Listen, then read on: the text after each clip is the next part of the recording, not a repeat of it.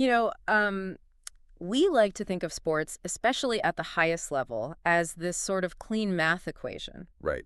It's comforting to believe that if you take, like, a four-time world champion with essentially limitless resources, state-of-the-art academies, global superstars, Mhm.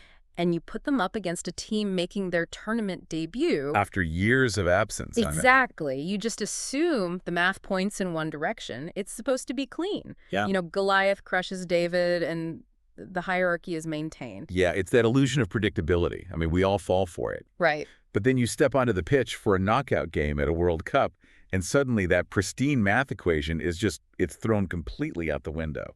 We're looking at a sporting landscape right now that has been turned entirely on its head. We really are. So welcome to the deep dive. Today, we're looking at what might honestly be the greatest upset in modern sports history. It's definitely up there. And if you read the official match reports from FIFA and Fox Sports, or if you're watching the absolute media frenzy happening right now across Al Jazeera, Mint, Goal.com, and Football 360, you realize this wasn't just a simple loss. No, it was the collapse of an empire. We're heading to Boston to the 2026 World Cup round of 32 and the result. Germany, this historic footballing giant, eliminated by tournament debutants Paraguay on penalties 4-3 after a grueling 1-1 draw. And our mission today is to figure out the how. Like, how does a team with a fraction of the pedigree actually pull this off? Yeah, I mean, that's what everyone is asking. Exactly. So we're going to examine the tactical masterclass that neutralized the Germans, dissect the anatomy of this highly contentious video assistant referee decision that is completely dividing the football world right now. Oh, man, we have to talk about that VAR call. We do.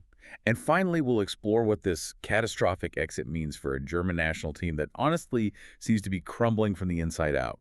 Okay, let's unpack this, starting with the physical reality of what happened on that pitch. Because the immediate question you have to be asking yourself looking at this result is, how does a team with only 21% possession actually win a football match?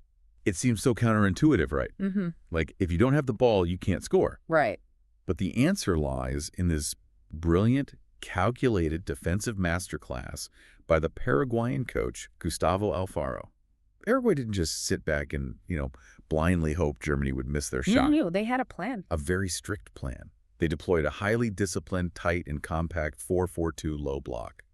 And they executed it in a way that literally weaponized Germany's possession against them. Right, because normally you'd think, okay, 79% possession means you're totally dominating. But watching this game, it felt like Germany was trying to pick a reinforced steel vault with a toothpick. That's a great way to put it. It was just all effort and zero penetration. But surely a team of Germany's caliber should be able to break down a low block. Like, is this a failure of German creativity or just absolute perfection in Paraguayan discipline? Honestly, it's a bit of both. Yeah. But you have to credit Paraguay's geometry. If you look at the tactical mapping, Paraguay's lines of four cut off all the internal passing triangles that Germany relies on. So they just clogged up the middle. Exactly. So what happens? Germany is forced to recycle the ball laterally. They just keep passing it in this giant U shape around the outside of the Paraguayan defense. Just passing it around the horseshoe. Right. They had the ball, but Paraguay completely controlled where the ball was allowed to go. Alfaro essentially dared Germany to pass through a brick wall, knowing they'd eventually get frustrated, push way too many players forward, and leave a massive gap in the back. And that trap snapped shut in the 42nd minute, like completely against the run of play. Paraguay strikes. Oh, it was a masterclass in opportunistic transition. It starts with Damian Bobadilla, who, by the way, actually had a nightmare start to this tournament with an own goal against the U.S. in the group stages. Oh, right. I remember that. Yeah. But here, he wins the ball deep in his own half. He immediately plays it out to Miguel Almiron on the right wing. Almiron finds his club teammate, Matias Galarza, who just delivers a perfect ball. A mathematically perfect cross into the box. And Julio Enciso finds the one pocket of space in a completely disorganized German defense, and he just heads it right past Manuel Neuer. It's almost a textbook example of asymmetric warfare in sports. Like, Germany was so busy dominating the ball that they were completely exposed the millisecond they lost it in the middle of the field. Exactly. And for you listening, I mean, there's a massive takeaway here for your own life. Sometimes the winning strategy isn't about controlling the entire board. It's about flawlessly executing your specific role and striking only when the perfect opportunity arises. That is so true. But, a perfect tactical shape only gets you so far. When you are playing a team with Germany's talent, They're eventually going to find tiny cracks in that low block. Yeah, you can't keep them quiet forever. No, you can't. And when they do find those cracks, your tactical system has to rely on basically a human shield. Which is exactly what happened in the second half. We all knew the German machine was going to wake up, and they did. Largely driven by Florian Wirtz. He was unbelievable. Yeah, looking at the player ratings across our sources, Wirtz earned an 8.5 out of 10. He was just relentless. He was constantly probing, trying to single-handedly dismantle that Paraguayan gridlock. And his persistence did pay off. Mm-hmm. In the 54th minute, he delivered a superb cross to Kai Havertz, who finally headed in the equalizer. Right. And Wirtz was doing everything right. He was manipulating the space, shifting the defenders, but standing in his way was a player who is, without a doubt, going to be a national hero in Paraguay for the rest of his life. Oh, absolutely. Their 26-year-old goalkeeper, Orlando Gil. I am absolutely floored by Gil's. It's the stuff of movies, really. It really is. Just think about the contrast here. You have the German national team players from Bayern Munich, Real Madrid, Arsenal with their sports science departments, cryotherapy chambers, custom tactical analysis. Millions and millions of dollars in resources. Yes. And then you have Orlando Gil. He plays his club football domestically in Paraguay. This was only his 10th cap for the national team. 10th cap. That's insane. And yet he steps onto the pitch in Boston and makes 6 crucial point-blank saves in regular time against some of the most expensive attackers on the planet. What's fascinating here is how Gil mentally processed that onslaught. Because Germany threw everything at him. Julian Nagelsmann, the German coach, emptied his bench trying to avoid extra time. Yeah, he brought on all the heavy hitters. Right, he brought on fresh attacking legs like Denis Undav, who ended up struggling massively. Depending on which source you read, Undav got like a 3 out of 10 or a 6 out of 10 rating because he just kept running into this wall named Orlando Gil. The Paraguayan keeper didn't just stop shots. His calm demeanor actively deflated the German attackers. Which forces the game into extra time. And that brings us to the 105th minute. And man, this isn't just a turning point. It's a moment that is actively redefining how we officiate the sport. Yeah, we have to break down the mechanics of this because it is easily the most controversial moment of the tournament. Let's do it. So it's the very end of the first half of extra time. Germany wins a corner. Nathaniel Brown delivers the kick into a super crowded penalty area, and Jonathan Tah rises up and powers a header into the back of the net. The stadium just erupts. Oh, completely. Germany thinks they've finally broken the resistance and taken a 2-1 lead. But then the referee, Jalal Jade, gets a buzz in his earpiece. It's the VAR booth, and they're telling him, he needs to jog over to the pitch side monitor and look at something that happened before the ball even reached Tah. Right. And what the referee sees on that monitor is German defender Waldemar Anton colliding with the Paraguayan goalkeeper Gil. Okay. The referee determines that Anton committed a foul by impeding Gil's ability to make a play on the ball. So the goal is instantly disallowed. The score reverts to 1-1, and the global reaction has been nothing short of explosive. I mean, to say the football world is divided doesn't even cover it. Let's look at the old guard first, because the legends of the game are furious. They really are. Miroslav Klose, the legendary German striker, argued that if that's a foul, football is becoming far too soft. Roy Keane called the decision an absolute joke. Typical Roy Keane. Exactly. And Thierry Henry chimed in, saying Tah won the header cleanly, and wiping out a goal for the softest contact on a goalkeeper just isn't football. Alan Shearer backed them up too, pointing out that football is fundamentally a contact sport. It is. But if we strip away the emotion and look strictly at the mechanics of the rules, there is a very clinical argument for why the goal was disallowed. Okay, let's hear the other side. Former Nigeria midfielder John Obi Muckle made this point clearly. If you watch the replay, Anton isn't looking at the ball. He isn't trying to jump for the header. His body positioning is entirely focused on acting as a screen, kind of like a pick in basketball. Oh, interesting. Yeah, his sole purpose is to physically impede Gil's spatial awareness and jumping mechanics. Ah.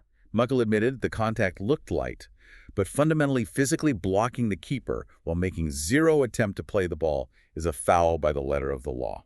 Okay, I hear that. I do. But let's look at the physics of a corner kick. You have 13 highly athletic, massive bodies crammed into an 18-yard box.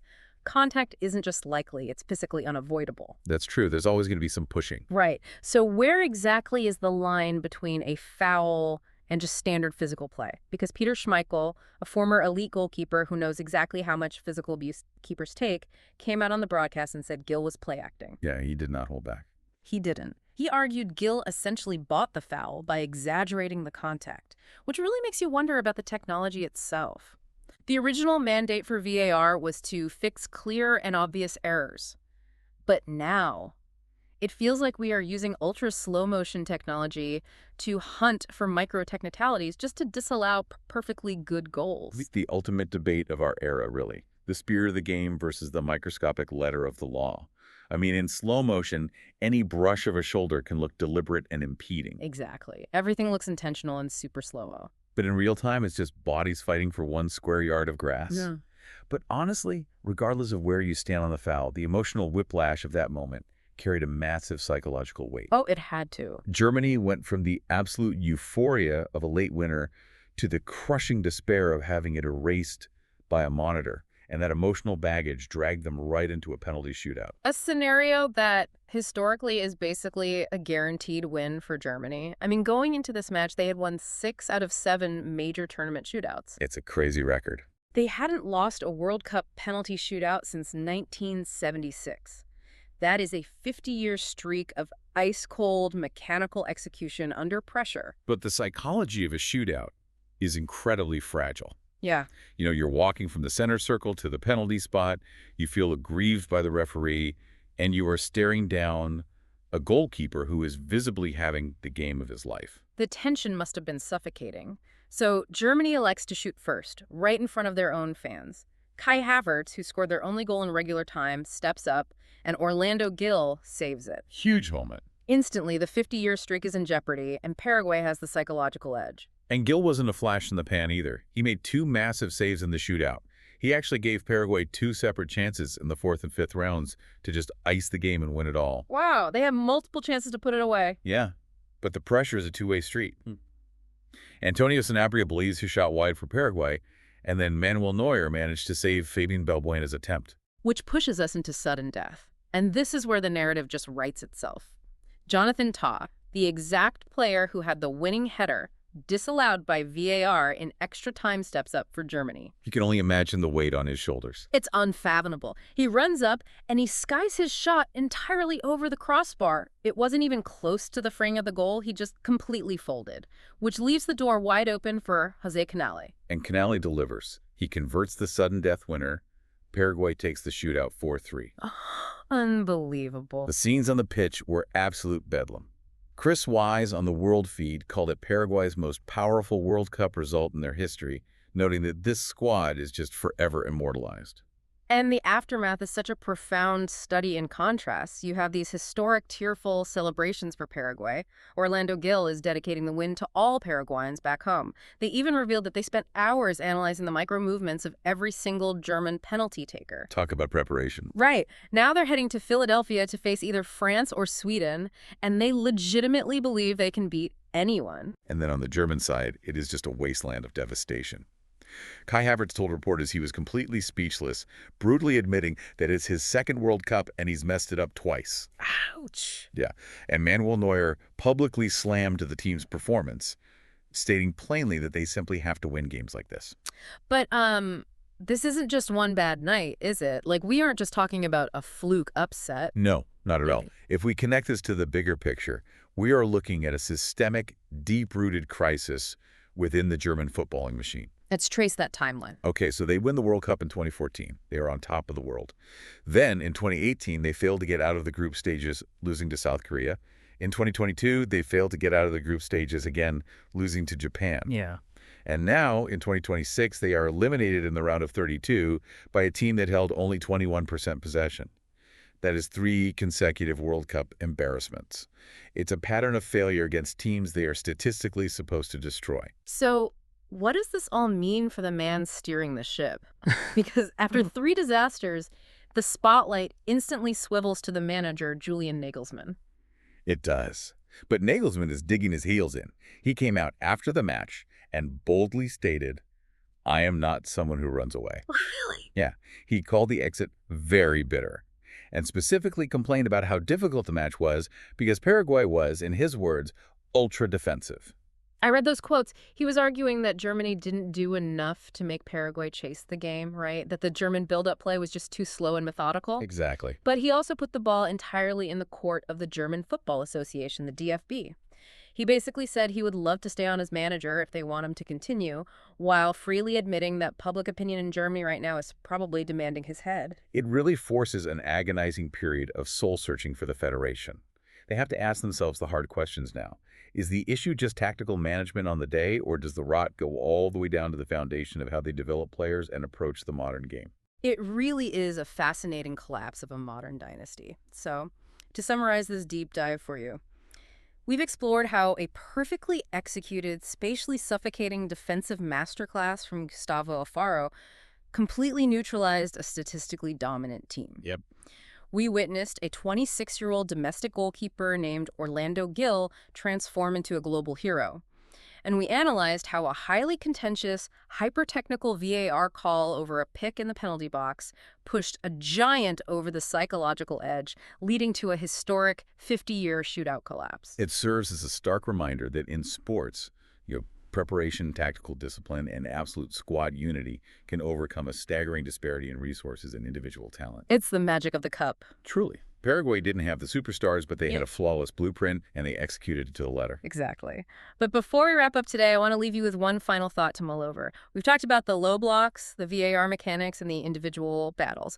But when you look at this repeated systemic failure from Germany on the world stage, it really raises a much more profound question about the direction of the sport itself. Yeah, how so? Does Germany's failure point to a deeper flaw in the modern elite youth academy system? Just think about the environment these players are raised in. You have a country with limitless resources, immaculate pitches, and the most scientifically advanced coaching money can buy. Right. They produce players who are technically flawless, capable of holding 79% possession and circulating the ball in perfect passing triangles forever. But then they hit a wall. Exactly. When they are faced with a gritty, stubborn, swamp-like low block, or the intense, chaotic, visceral pressure of a sudden death penalty shootout, they completely lack the improvisational skills to survive. They freeze.